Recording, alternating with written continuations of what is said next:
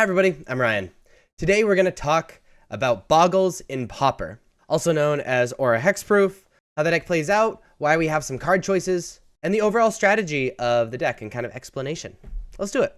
So this is Boggles in Pauper, and you'll notice that I don't have this ordered by mana cost like most of my deck techs. Instead, I have it ordered into like different categories because everything in the deck costs 1, 2, or 3, mostly 1, so it's kind of hard to see on one screen. But also, like, it's more important to think about the deck in different categories than by, like, a mana curve. This does not have a curve, per se. Our mana is pretty simple, because we don't want any lands coming in tapped. We're playing 3 plains, a whole bunch of forests, a Cave of Temptation, and an Ash Baron. So Ash Baron is really good because you can kind of, like, fix for a color you don't necessarily have and filter out lands out of your deck. You know, we have all the basics because they come in untapped, mostly green, because our deck is mostly green.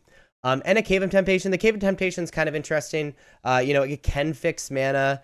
It does enter untapped like we want. And we can pay 4 mana and sacrifice it to get 2 +1/+1 counters on a creature, which I actually like a lot. Especially if you put it on a hexproof creature to kind of push a little bit over the top, especially after we get flooded or it's super late in the game. So I like the one of Cave of Temptation. Now let's look at the different categories in this deck. The first category is the hexproof creatures, right? We have 2 1-mana 1/1s with hexproof.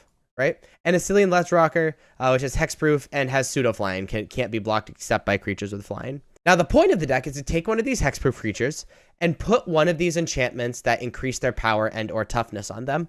That way you create just like one Superman level creature that can't be removed because it has hexproof. Or really can only be removed if you have no other creatures and they have a sacrifice effect or something like that. In this other category, we have Rancor, giving +2/+0 and trample and returns to your hand when it goes to the graveyard from the battlefield. The trample is really important because very often, like a lot of decks will just throw like weenies in front of it and just like chump forever. For Ethereal Armor, this is really what makes the deck tick. Gives +1/+1 for each enchantment you control and a first strike. And you're going to notice we have a lot of enchantments in our deck. 2 Cartouches of Solidarity, giving +1/+1 in first strike, but also when it enters the battlefield, creating a 1/1 white warrior creature token with Vigilance. The first strike is awesome because it means we can attack into them and just kind of extract resources from them with our big creature. And creating the 1/1 is nice because, like I mentioned earlier, once you have the big Superman creature, it's really important that you are not weak to sac effects because it can't be removed in other ways. And so getting the 1/1 means you can just sacrifice the 1/1 when they make you sacrifice something. Also, it allows us to block, which is really nice. Playing 4 Ancestral Mask, it's kind of like Ethereal Armor.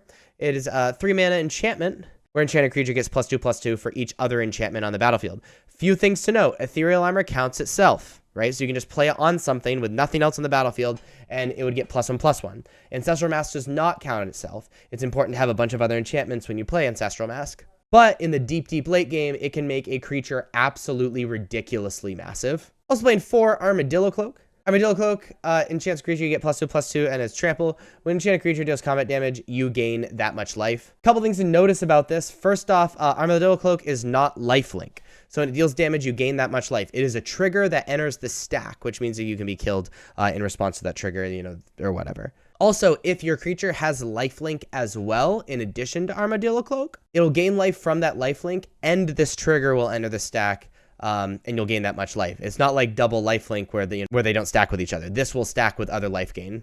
Same thing with the other Armadillo Cloaks and with Spirit Link. This other category is Seed of Hope and Spirited Companion. Seed of Hope, you mill 2 cards, put a permanent card from among the milled cards into your hand, and you gain 2 life.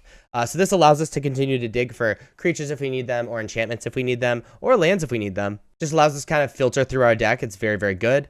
And we're playing 3 Spirited Companion. Spirited Companion being a 1/1 enchantment when it enters the battlefield, draw a card. Because it's an enchantment, it makes Ethereal Armor give more power and toughness, and in addition to Ancestral Mask giving more power and toughness. It's also a creature in and of itself, so if we really, really need to, we can suit up Spirited Companion, just knowing that they can remove something. It's definitely worse than a hexproof creature, but also we can sacrifice the good doggo if they have a sacrifice effect we need to use. We're also playing Utopia Sprawl and Abundant Growth. Utopia Sprawl allowing us to kind of ramp our mana so that we can get damage out as fast as possible.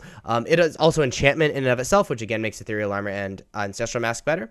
And Abundant Growth helps us fix our mana, helps us dig deeper in drawing a card, and is an enchantment, which makes Ancestral Mask and Ethereal Armor better. So an enchantment that replaces itself is kind of free. And we're playing one of Spirit Link. Burn is super, super popular in Pauper at the moment. If you don't play against Burn a bunch, you can probably put the Spirit Link in the sideboard and put like a Rancor or something over it. But it basically gives them like that pseudo lifelink that Armadillo Cloak has. It allows you to gain life and get out of range of your opponent. As far as the sideboard goes, again, Spirit Link is mostly for burn, but you know, it's super aggro matchups, allowing us to gain life and get out of range of our opponent. We're playing 4 Freewind Falcon, again, mostly for burn, because it's something with flying, can fly over the goblins, which end up chump blocking your guys if you don't have trample. And protection from red is effectively just hexproof. In fact, it's better hexproof because it means your creatures don't die to things like electrickery. Playing 2 Standard Bearer. Standard Bearer is mostly for the mirror match, but can be good against some other stuff. Whenever they cast a spell they control or activate ability they control, they have to choose Flag Bearer. On the battlefield, Standard Bearer is a Flag Bearer. And so if you cast this in the mirror match, they can't cast enchantments because they have to target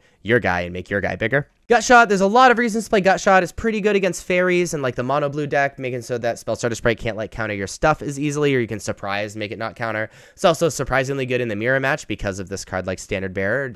If they cast it, you just lose. And some other kind of minor applications for Gutshot. The big thing about bringing in Gutshot is you need to make sure it's killing something that like really matters and isn't just used as just a random removal spell. Speaking of random removal spells, the random removal spell we need to bring in is Ram Through. Ram Through, target creature you control deals damage equal to its power to target creature you don't control. If the creature you control has trample, excess damage is dealt to that controller instead. So it can push damage with the trample thing. It allows us to trigger our Armadillo Cloaks and or Spirit Links, and it is our dummy removal spell. Sometimes your opponents play big guys or play creatures that it's really important that we remove. We get a big Superman creature, we can just kill it, sometimes trample over for even more, sometimes gain a whole bunch of life and jam in. And they're playing Valorant Outlander. There's plenty of decks in the format now that only have black removal and no other removal. We side this in against any deck that has black removal. A 2-for-2 that effectively have hexproof is really strong. Just increasing the number of hexproof creatures in our deck increases our viability against these black decks, especially since a lot of those black decks also have sacrifice effects, which means we might need some extra creatures. So there you have it. That is